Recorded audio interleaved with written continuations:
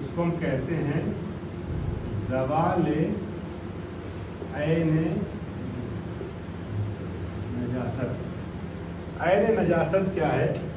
دیکھیے یہ جو 10-11 چیزیں آپ لوگوں کی خدمت میں شروع میں بیان کی گئی ہیں، ٹھیک ہے، کتا، سور، منی، مردار وغیرہ، ہے نا، یہ عین نجاست کہلاتی ہیں۔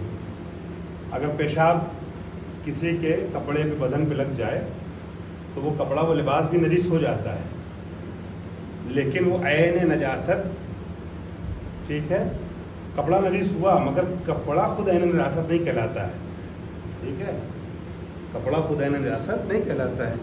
کپڑے پہ لگی ہے جو نجاست، دھو دیا ہی کپڑا پاک ہو جائے گا، لیکن جس چیز کی وجہ سے کپڑا نجس ہو رہا ہے وہ عین نجاست کہلاتی ہے۔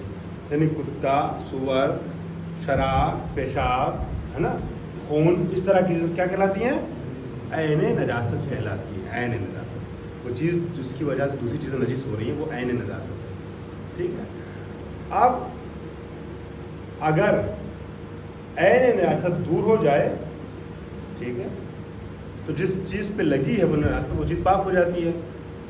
تو یہ تو آپ نے کپڑے وپڑے والی بات سنی، یہ تو پانی ہونے سے پاک کرتے ہیں، دوسرے طریقے سے پاک کرتے ہیں، وہ ایک الگ میٹر ہے۔ ایک ہے طریقہ نجس چیز کے پاک ہونے کا، جس پہ نجاست لگی اس کے پاک ہونے کا۔ ایک طریقہ یہ ہے زوال عین نجاست، یعنی آپ نے اس کے پاک کرنے کے لیے کچھ کیا نہیں ہے، اس کو الگ کرنے کے لیے، صاف کرنے کے لیے اس نجس چیز کو کچھ کیا نہیں ہے، دھولا اولا نہیں ہے، پانی کے نیچے نہیں لے گئے ہیں، نجاست زائل ہو گئی، ختم ہو گئی، چلی گئی، تو وہ چیز پاک ہو جاتی ہے۔ وہ کہاں ہوتا ہے؟ آئیے میں ان کی کتاب سے پڑھ لیتا ہوں متن۔ اگر کسی حیوان کا بدن عین نجاست، مثلا خون یا نجس شدہ چیز، مثلا نجس پانی سے آلودہ ہو جائے، تو جب وہ نجاست دور ہو جائے، حیوان کا بدن پاک ہو جاتا ہے۔